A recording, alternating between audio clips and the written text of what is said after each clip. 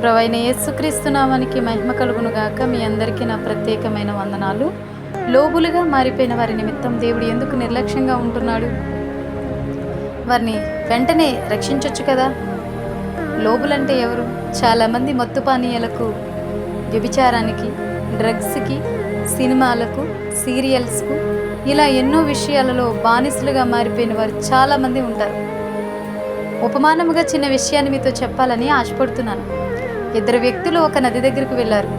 ఆ ప్రదేశం అంతా ఆస్వాదించి వస్తుండగా చూస్తూ అందులో ఒకడు నదిలోకి దూకేశాడు. దూకిన వాడికి ఈత రాదు.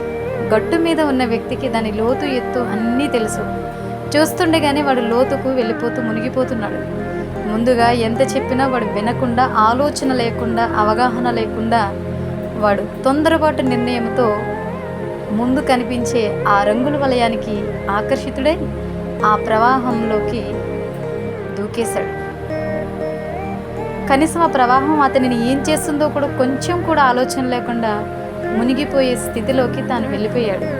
ఇంత జరిగినా గట్టు మీద ఉన్న వ్యక్తి ఎందుకు రక్షించడం లేదు? ఒక పక్క నదిలో ఉన్న ఆ వ్యక్తి ప్లీజ్ నన్ను రక్షించు అని అరుస్తున్నాడు.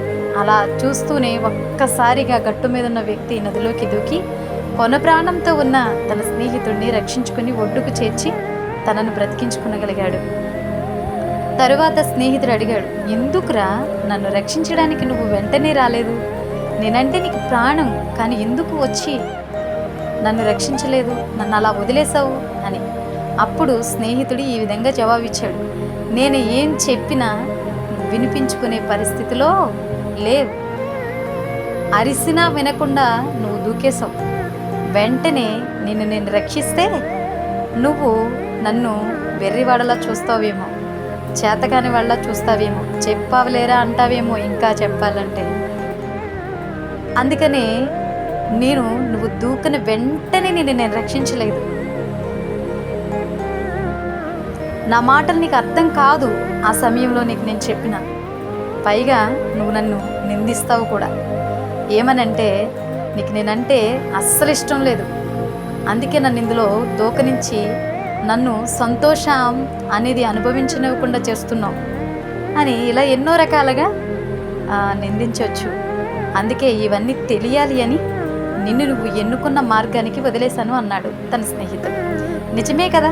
యేసయ్య పాపానికి బానిసగా ఉన్న నిన్ను, లోక ఊబిలో ఉన్న నిన్ను, లోబిగా మారిపోయిన నిన్ను రక్షించుకోవడానికి దినమెల్ల చేతులు చాపుతూనే ఉన్నాడు. అయినా సరే ఆయనను నువ్వు లెక్క చేయలేనప్పుడు ఆత్మీయుల ద్వారా హెచ్చరిస్తారు. అలాగే అయినా వినకపోతే కళల ద్వారా దర్శిస్తాడు. అయినా నువ్వు వినకపోతే కొన ప్రాణంతో నిన్ను రక్షించుకోవాలని చూస్తాడు.